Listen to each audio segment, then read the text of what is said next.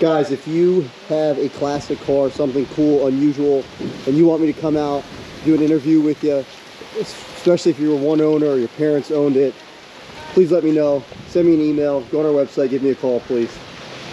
I would love to film it. I love stories. I love finding cars where people have owned them for a long time, that they have history with them, just like Bill and his dad. Well, tell me, so when your dad, he took this to Indianapolis? Yep, and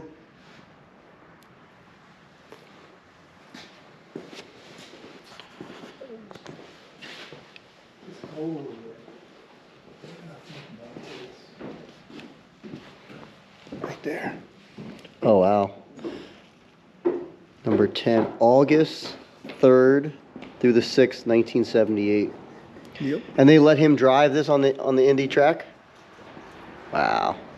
He was so excited when he got home, he couldn't wait to tell me. He said, I never thought them tracks was beveled the way they were. He said, if the door would open up, he said, you'd have flew out. He said, there was nothing. He said, we were doing 60 miles an hour. And you're getting emotional talking about it. I get it, you know. It's that's the thing about classic cars. They become family. This represents your father, you know. Because you have a lot of good memories from your parents.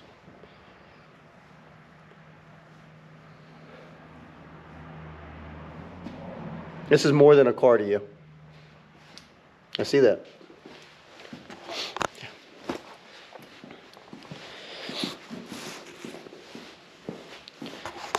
And guys, that's what it's about.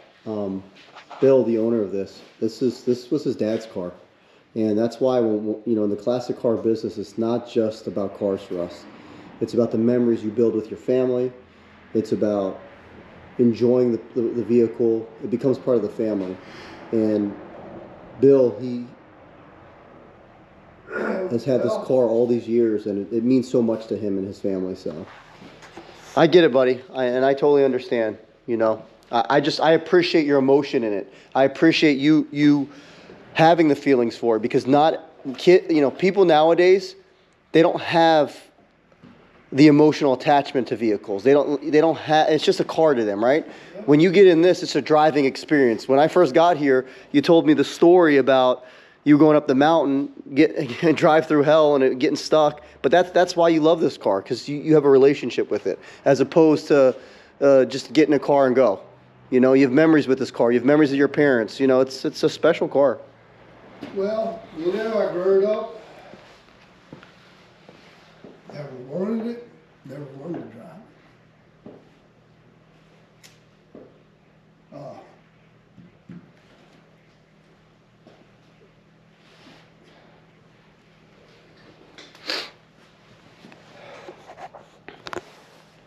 When he was going bad, failing health,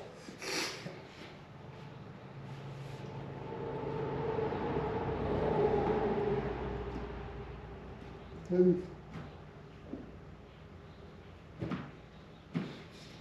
It's okay, I'll give you some time.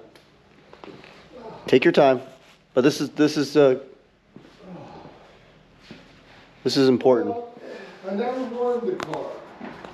And when he was failing health, he said he knew in October of '01 that Ford was going to have their 100th year anniversary in Dearborn, Michigan. And he talked to me profusely about this. And one day I came home from work and checked in with him, and he brought this subject up. And I said, well, you know, Dad, why don't we wait till it gets a little closer to time? We'll get the old car out and we'll take her out there. And he looked at me with a stiff, stern eye, and he said, Bill, you got to get it there. He said, I might not be here. So in February of '02, he passed. And January of '03, I retired from the company I worked for, and the day that he passed 1 year ago, I said to my wife, I said, what do you think about going to Dearborn, Michigan?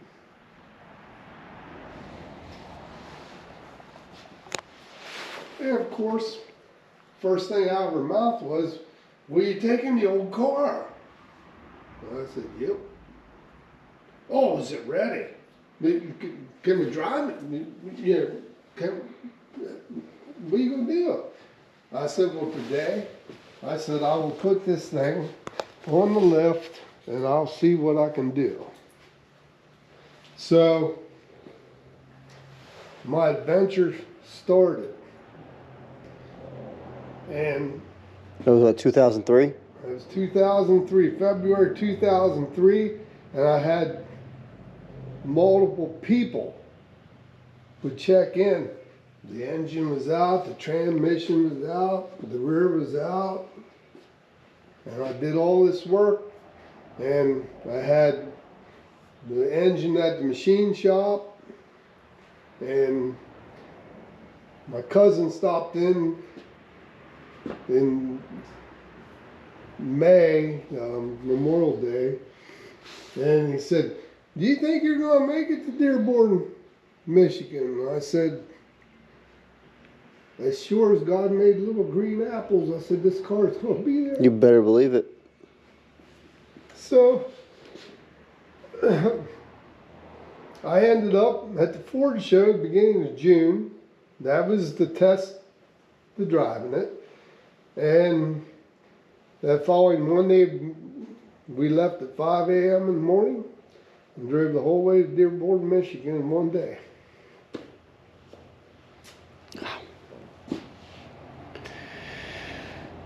It never failed wherever I stopped. I had multiple people standing around and wanting to know all about the car, blah, blah, blah. But our first stop, I'll never forget, we stopped on the turnpike and we got a cup of coffee, and this blonde-haired lady was at the counter, and she turned around and she looked at me and she looked at my wife.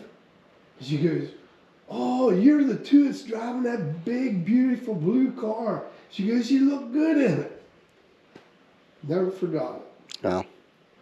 So, anyhow, we make Dearborn, and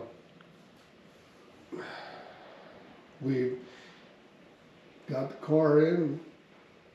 And it was the biggest event that I've ever seen. How many of these were there, the Edsels? There were probably about 20. Only 20? Wow. But Ford really put a display on. I'm telling you, that was... Did they compensate you guys at all? No. No, it was just... But we got in free. We were entitled to go anywhere we wanted to. It was the best car show I've ever been to in my life, and we'll probably never see another one that. One of the unique features about this car is that when you put the windows down, it's no post. Ah. It's a no post car. You wind the windows down, it's flat from there back. And So what is the big separation between Ford and this car? well, what happened was they knew Ford, the Edsel was a failure. In 1959, they knew that this car was going down the tubes. So they started, in 1960, they sold the most Edsels, which they throwed all the molds away to the cars. 58s, 59, and 60. All that they've thrown away. They oversold in 1960. They had to get somebody to make fiberglass hoods for on the car because they threw the molds away. And this car was a flop. 2.6 million they lost in this car. Money-wise. How many did they produce? Do you know from the years of the production years? Let me get my phone and I can give you the total.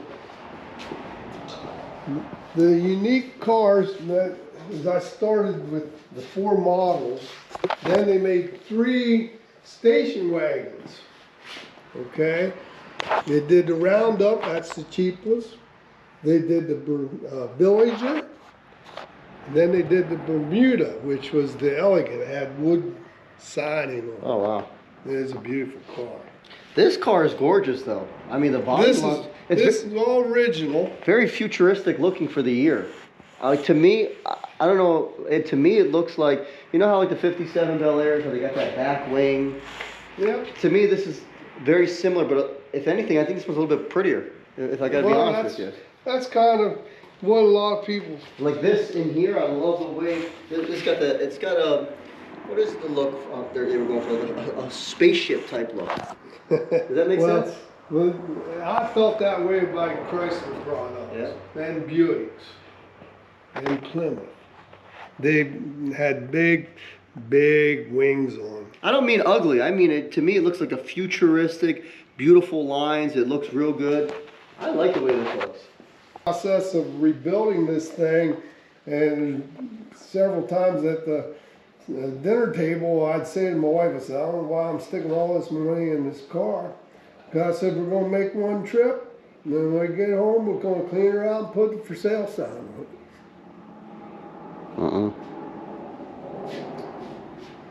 It never happened.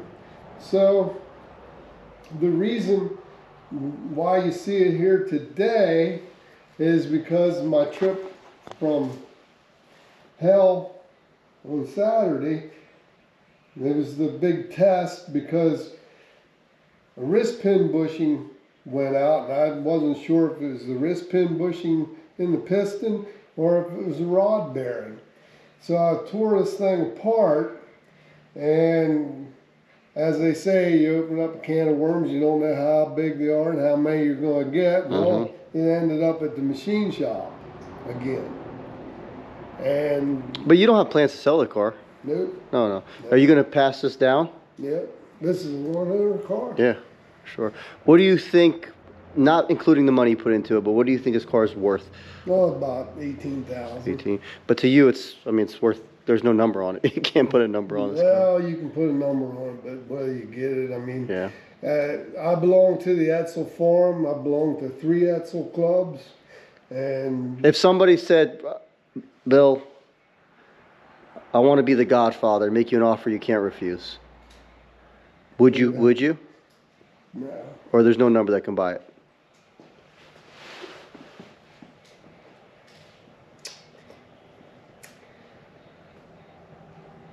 Not this one. But I'll take a picture of that. All right, so we got production numbers here. I'll just read them off. So the 4-door hardtop, they made 23,000 total. 2-door hardtop, 25,000. 4-door sedan, 30,000. 2-door sedan, 13,000. Convertible, 4,200. Station wagon, 14,500. But it looks like in 1960 they were the rarest ones. Let's see if I can zoom into that. In 1960, they made 76 convertibles. 76 convertibles. And can you send me that? Yeah, I can send it to you. And if you had a 60 convertible today, you could retire on that. The last one I know sold in California to a guy in Sweden. And the guy in California that had the car, he had to get it on the dock and get it packaged to go to Sweden. And he got $180,000 for that car 6 years ago. So that nowadays with inflation and everything, 6 years in the making, that car's got to be well over 200, Yep. or if not more. It's one of 76. Yeah. I mean, rare doesn't always mean more money, but if guys want them, They'll pay it. they'll pay it. And it seems like this is a cool, unknown brand, because when you told last time when we met for the Mustang I bought from you, I didn't even know what an Edsel was. Well, you don't know. Yeah, and I'm in the business, but I don't come across them at all. Never. I never see them for sale. I've never heard of them. And again, my age group, guys that are in their 30s and 40s, they don't know what these cars are. Guys that grew, I mean, you're the baby boomer generation. They've seen these cars. They were kids when these cars were around, so they've seen them, but not everybody. Yeah, I'll send that to him. Yes, I do. Yeah. But these are cool. And you have another one here or no? Oh yeah. Oh, we gotta look at it. Yeah, for sure. We'll definitely take a look at your whole collection and. Yeah, you got more like that.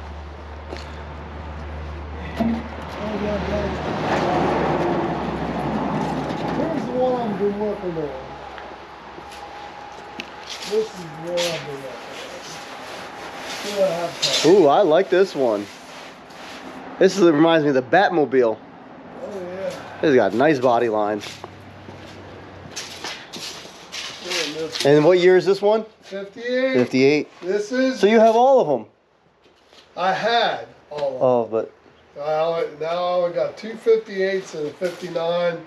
well, you had a 60. I had a 60. That's the one I should have kept. I sold the 58 Citation to a guy in Brandon, Missouri. Oh, what's the tire? Watch your step back here, Jake, by the door. Yeah, by the door. Watch that manhole over there. It's a hole. Yeah. It's a hole. But Now this is original paint. this is, yes. The back, yeah. Obviously the front's not. Now, you want to hear another war story? Yes. I bought this car wrecked out of Point of Rocks in Maryland. And I went down there and I looked this car over and I said, this is exactly what I want, something I can destroy. Well, the first thing I had to do was find the front fender because this is a 390 Oh, right. I built for the Mustang that I sold. Which we talked about earlier. Right. And I put this motor together. I put aluminum heads on it. It's bored 40 over. It's got a nice stop cam in it. It sounds awesome when it's running. How's it drive? Oh, it drives good. But going back to my fender, Yes. I found that on eBay. And anyhow, this was back in about 2004. And this, I seen this fender. I said, man, I gotta have it. So I clicked the thing, buy now, ship it, blah, blah, blah. And the next day I got an email from these people who said, you ain't supposed to, we don't know how we're going to ship it. I said, I don't care how you ship it, I'll pay it. So she kind of scolded me for doing this. I knew I was talking to old people. They shipped this thing by Greyhound to Harrisburg. And on Thanksgiving morning, I left at 7 a.m. and went to Harrisburg. And I walked in the Greyhound over there. And this guy said, what can I do for you? I said, I'm looking for a fender. He said, would it be that big thing back there in the corner? I said, yeah. He said, well, that thing's heavy. He said, I can't believe that they sent that by Greyhound. I said, neither can I, but you know what? I got a total of $95 in this fender. And you couldn't buy that fender today for $295. So here's my question. How do they put on a Greyhound? Like how? Well, you know, they got them things underneath to put luggage. So Greyhound does that? Yeah, they did it. I was stunned. Well, how does that work though? You just go up to Greyhound and say, hey, I want to ship a fender. Can I put it in the car? I don't know how it worked. Right. They knew somebody. I went over and claimed it. And the guy said, I can't really ship that big thing. I said, neither can I. But this is the one that I'm going to hot rod a little bit. That's cool. I want to do something different. Right. The other two are preserved. This one you enjoy. Yeah, this one here I want to rip up. Okay? Yeah, it's cool. That's Every car guy needs at least one where he can have have. a beater. You gotta have a beater. That's my point with the Mustang. I want something that I can drive and enjoy. Well, come here. This is one I was telling you about. Ooh.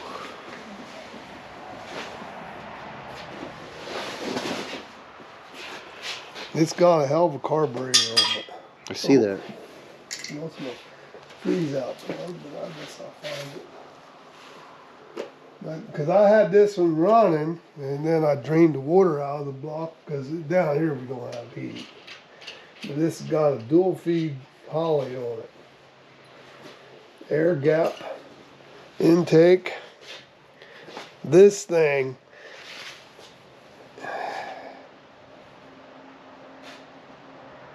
If I was going to keep it,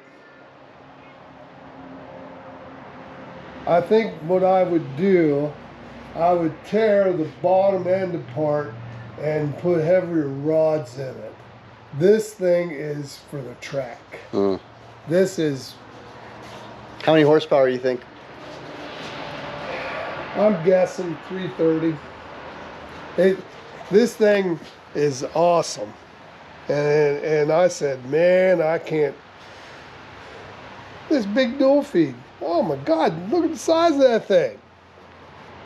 If you get a picture of this out here, I think there's a number there. That'll tell you the size of that carburetor. I think it should be right around 750. Yeah, it looks like it's 750. And I'm telling you, and then this air cleaner. I know. It's ridiculous. Yeah, it's ridiculous, but you know, us old farts, we get around and have a little fun. Right. And I was gonna put this in. Oh, you had gauges hooked up to it? Yeah, I had to take the water gauge off because I fired that FE motor up and send that truck frame up there, and I wanted to monitor water temperature. So that's what I did. This is the way they are. And if you take note, 59 they changed no The other horse one hang set, grill. Yeah. 58's the only one that has a horse hang grill. This one is different. And in 60, no horse hang grill. And the other one said the Edsel on it. Yep, so that's one, right down the center. And see, they call that the pickle, that green in there, that's the pickle. So when you talk to somebody and you say, oh, the Edsel is the pickle, because the Citations and Corsairs in 58 had this little green emblem in the back quarter panel. And in 59, they just put one little emblem. Oh. Then they call it the pickle. The pickle. I want to get some shots in the back. That's so cool. But yeah. What do you guys think? Leave a comment if you're a fan of the Edsels. If you know any history about them. This is such a cool stop today. We're getting a wealth of knowledge from someone with first-hand experience, which is awesome. Guys, if you have a classic car, something cool, unusual, and you want me to come out, do an interview with you, especially if you were one owner or your parents owned it, please let me know. Send me an email, go on our website, give me a call, please. I would love to film it. I love stories. I love finding cars where people have owned them for a long time, that they have history with them, just like Bill and his dad. Look at that interior, guys. Original.